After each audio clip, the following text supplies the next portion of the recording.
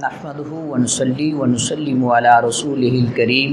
اما بعد فاعوذ بالله من الشيطان الرجيم بسم الله الرحمن الرحيم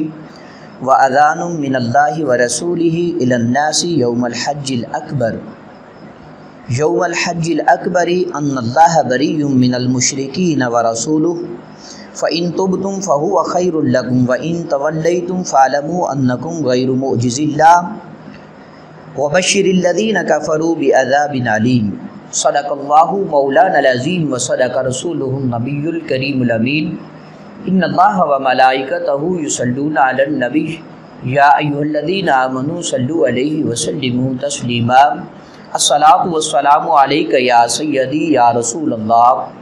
الصلاة والسلام عليك يا سيدي يا حبيب الله الصلاۃ والسلام علیک یا سیدی یا خاتم النبیین۔ حمد و صلات کے بعد میرے نہایت ہی معزز و محتشم سامعین کرام، اللہ رب العزت کے فضل اور اس کی توفیق سے سورۃ توبہ کی آیت نمبر 3 پڑھنے کی ہم سعادت حاصل کر رہے ہیں، جس میں خالق قدوس جل وعلا نے مشرکینوں سے واضح طور پر ارشاد فرمایا کہ حج اکبر کا دن یہ اعلان کیا جاتا ہے اللہ اور اس کے رسول کی طرف سے، وَأَذَانٌ مِّنَ اللَّهِ وَرَسُولِهِ إِلَى النَّاسِ يَوْمَ الْحَجِّ الْأَكْبَرِ کہ اللہ اور اس کے رسول کی طرف سے یہ اعلان ہے لوگوں کی طرف حج اکبر کے دن، ان اللہ بریء من المشرکین ورسولہ کہ بے شک اللہ جو ہے مشرکینوں سے اور اس کا رسول جو ہے مشرکینوں سے بری ہیں۔ فَإِن تُبْتُمْ فَهُوَ خَيْرٌ لَكُمْ اگر تم یعنی مشرکین جو اللہ سے تم توبہ کرو تو یہ تمہارے لیے بہتر ہے۔ وَإِن تَوَلَّيْتُمْ فَاعْلَمُوا أَنَّكُمْ غَيْرُ مُعْجِزِ اللَّهِ اگر تم پیٹھ پھیر کر منہ موڑ لو تو اس بات کو جان لو کہ تم اللہ کو تھکانے والے نہیں ہو۔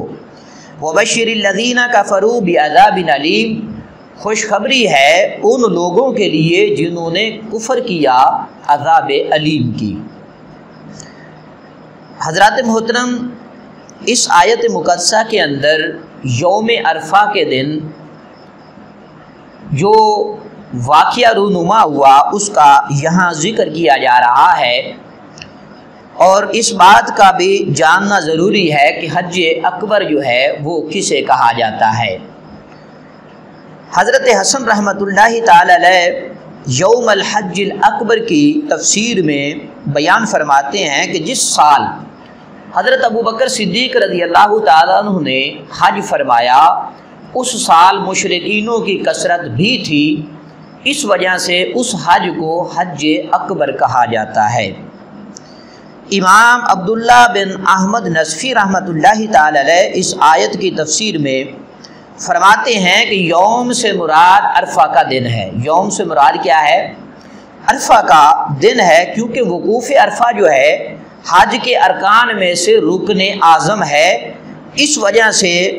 اس کو حج اکبر کہا جاتا ہے۔ یا دوسری صورت جو عبداللہ بن احمد نصفی رحمۃ اللہ تعالی علیہ نے بیان فرمائی کہ یوم سے مراد جو ہے وہ نہر ہے۔ یوم سے مراد کیا ہے؟ نہر ہے،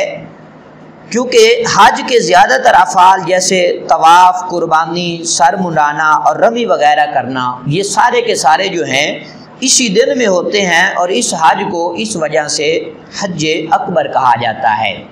اور تیسری بات جو آپ نے ارشاد فرمائی کہ ان دنوں میں لوگ عمرے کو حج اصغر کہا کرتے تھے، اس لیے اس حج کو حج اکبر کہا جاتا تھا۔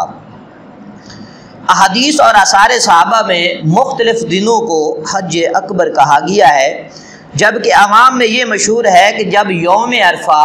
جمعے کے دن ہو تو اس حج کو حج اکبر کہا جاتا ہے۔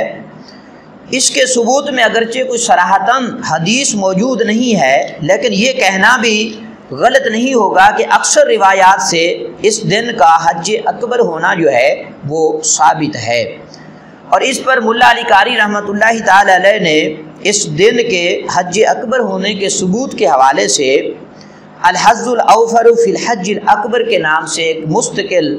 رسالہ بھی ترتیب دیا ہے۔ اور امام ابن سیرین کا قول یہ ہے کہ جس حج اکبر اس حج کو کہتے ہیں کہ جو اس دن کے موافق ہو جائے جس دن رسول اللہ صلی اللہ علیہ وآلہ وسلم اور تمام اعراب نے حج کیا تھا۔ بہرکیف حج اکبر کی مختلف وضاحتیں ہیں۔ حج اکبر کا جو دن تھا، اس دن میں اللہ رب العزت کی طرف سے مشرکینوں کے لیے یہ اعلان کر دیا گیا کہ اگر تو تم توبہ کر لو تو یہ تمہارے لیے بہتر ہے، اگر تم توبہ نہ کرو تو پھر اس بات کو جان لو اگر تم اللہ اور اس کے رسول کے مقابلے میں آتے ہو تو پھر اللہ کو تم تھکا نہیں سکتے ہو، ذلت اور رسوائی جو ہے مشرکینوں کا مقدر بن جائے گی۔ اللہ تبارک و تعالی ہمیں درس قرآن کو سمجھنے اور اس کے مفاہیم کا فہم عطا فرمائے۔ وآخر دعوانا ان الحمد للہ رب العالمین۔